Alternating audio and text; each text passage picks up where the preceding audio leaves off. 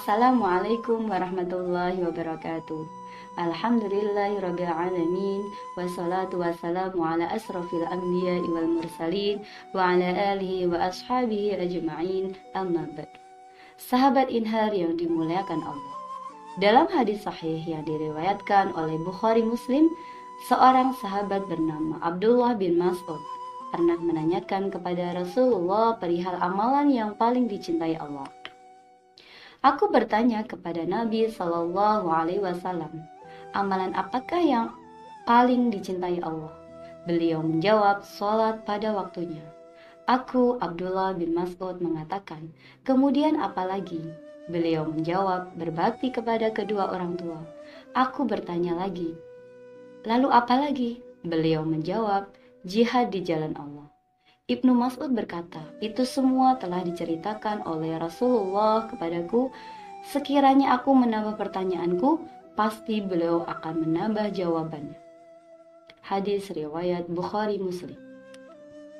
Amalan-amalan yang dibahas dalam hadis ini adalah khusus tentang amal badaniyah atau amal yang dikerjakan oleh anggota badan kita dan terlihat oleh kasat mata. Sebab amalan hati yang paling disukai Allah tentu adalah iman kepada Allah dan Rasulnya. Sahabat Inhar yang dirahmati Allah, Ibnu Daqi Al-Aid menjelaskan dalam kitab Ihkamul Ahkam mengenai makna tentang 3 amalan yang paling disukai Allah dalam hadis ini. Amalan pertama yang dicintai Allah adalah as-shalah ala waqtiha, sholat pada waktunya. Sebagian ulama mengatakan bahwa maksud sholat pada waktunya bukan mengacu pada ketentuan awal waktu atau akhir waktu sholat. Akan tetapi yang ditekankan adalah menjaga agar jangan sampai sholat kita di luar waktunya dan jangan sampai meninggalkannya. Sebab sholat merupakan amalan pertama yang akan dipertanggungjawabkan di padang mahsyar kelak.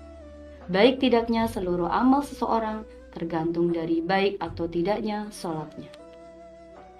Namun pendapat lain mengatakan bahwa sholat ala waktiha adalah menyegerakan sholat di awal waktu. Sebab sholat di awal waktu memiliki keutamaan tersendiri bagi yang mengerjakannya. Sehingga sebagian ulama menyebutkan menyegerakan sholat tepat pada waktunya paling utama, yakni ketika mendengar suara azan, lalu segera mengambil air wudhu dan berangkat ke masjid atau musala untuk menunaikan sholat berjamaah. Sahabat Inhar yang dirahmati Allah, amalan kedua yang paling dicintai Allah adalah berbakti kepada kedua orang tua, yakni berbakti kepada kedua orang tua baik itu ketika masih hidup maupun yang sudah tiada. Saat kedua orang tua masih hidup, manusia wajib menghormatinya, berbakti kepadanya, dan memulaikannya dengan tidak menyakiti hati kedua orang tua kita, baik melalui perkataan maupun perbuatan. Sedangkan saat orang tua kita sudah tiada, kewajiban seorang anak yaitu mendoakannya.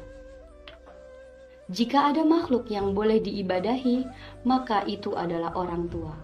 Allah menjadikan orang tua sebagai orang pertama yang harus diperlakukan dengan baik setelah Allah memerintahkan kepada manusia untuk beribadah kepadanya. Ridho Allah berada pada ridho kedua orang tua kita, dan murka Allah berada pada murka kedua orang tua kita. Mumpung orang tua kita masih ada, mumpung orang tua kita masih hidup, mari temuilah orang tua kita jika kita tidak tinggal bersama, bersimpuh di hadapannya, meminta restunya, meraih ridhonya agar kita tidak menjadi anak yang durhaka. Sahabat Inhar yang dirahmati Allah, amalan ketiga yang paling dicintai Allah yakni jihad fisabilillah. Jihad di sini bukan hanya untuk berperang melawan musuh atau kaum yang tidak beriman.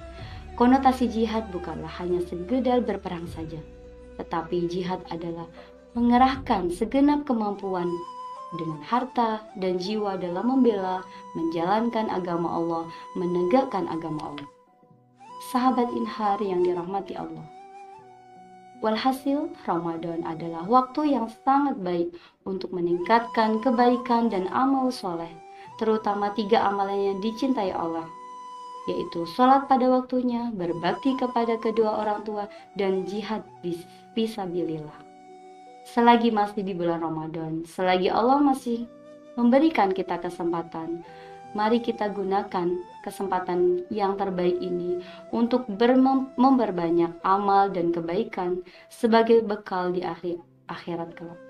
Semoga Allah Ta'ala selalu membimbing kita, memberikan pertolongan kepada kita, memberi keistiqomahan di jalannya.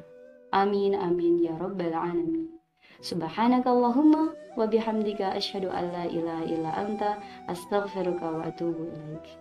Mohon maaf jika ada kurangnya. Assalamualaikum warahmatullahi wabarakatuh.